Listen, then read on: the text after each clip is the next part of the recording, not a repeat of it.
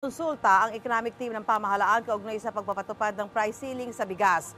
Ayon kay Finance Secretary Benjamin Diokno, nagulat na lang siya at ang ilang economic managers na kasama niya sa Japan nang i-anunsyo ang price cap sa bigas. Gayunman, dinipensahan pa rin ni Diokno ang desisyon ni Pangulong Marcos. Kailangan daw ang price cap para masawata ang hoarding at price manipulation ng ilang trader. Sinabi naman ng kalihim na hindi pang matagalan ang price cap.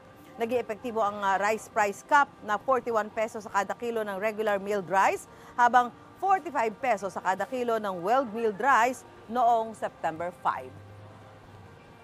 Mauna ka sa mga balita, bisitahin at mag-subscribe sa GMA Integrated News sa YouTube. Sa mga kapuso abroad, samahan nyo kami sa GMA Pinoy TV at sa www.gmanews.tv.